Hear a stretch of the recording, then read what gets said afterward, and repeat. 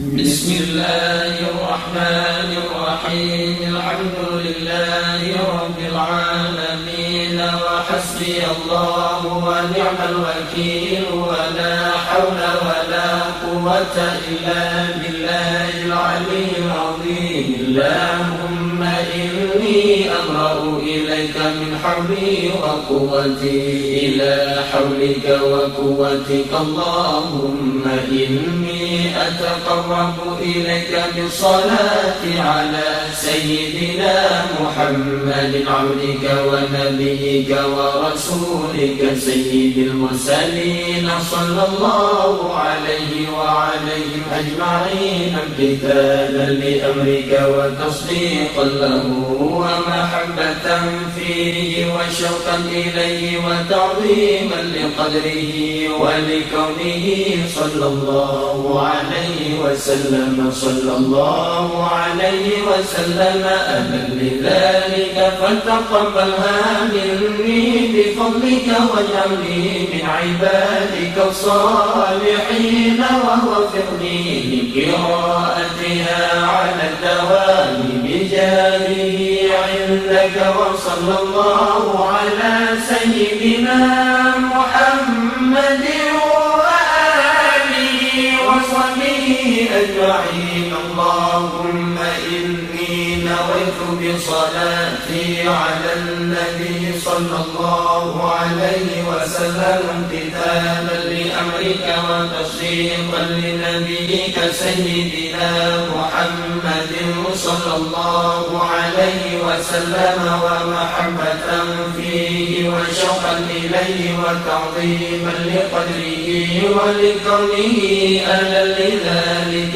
فتقبلها مني بفضلك وإحسانك، وأزل حجاب الغفلة عن قلبي واجعلني من عبادك الصالحين. اللهم زد شرفا على شرفه الذي أوليته، وعزا على عزه الذي أعطيته، ونورا على نوره الذي منه خلقته، وأعلي مقامه في مقامات المرسلين، ودرجته في درجات النبيين. وأسألك رضاك ورضاه يا رب العالمين، مع العافية الدائمة والموت على الكتاب والسنة والجماعة، وكلمة الشهادة على حقيقتها بغير تبديل ولا تغيير. واغفر لي ما ذكرته بفضلك وجودك وكرمك يا أرحم الراحمين. وصلى الله على سيدنا محمد وعلى آله وصحبه أجمعين. وصلى الله على سيدنا محمد وآله وصحبه وسلم. إلهي بجاه نبيك سيدنا محمد صلى الله عليه وسلم عندك، ومكانته لديك، ومحبتك له ومحبته لك، وبسر الذي بينك وبينه. أسألك أن تصلي وتسلم عليه وعلى آله وصحبه، وضاعف اللهم محبتي فيه وعرفني بحقه ورتبته، ووفقني لاتباعه والقيام بآدابه وسنته، واجبرني عليه وبتني بريته، وأسعدني بمكالمته،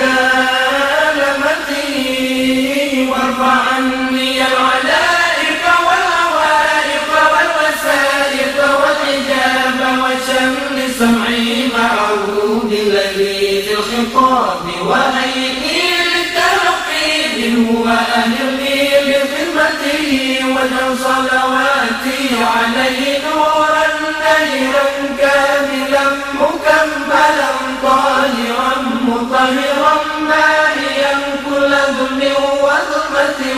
وشك وشك وكفر وزور ووزر وجلاء سببا للتمحيص ومقل أنال بها على مقام الإخلاص والتخصيص حتى لا يقع في ربانية لغيرك وحتى أصلح لحضرتك وأكون من أهل خصوصيتك مستمسكا بآدابه وسنته صلى الله عليه وسلم مستمدا من حضرته العالية في كل وقت وحين يا الله يا نور يا حق يا مبين يا حق يا مبين يا حق يا مبين وصلى الله على سيدنا محمد وآله وصحبه وسلم تسليما والحمد لله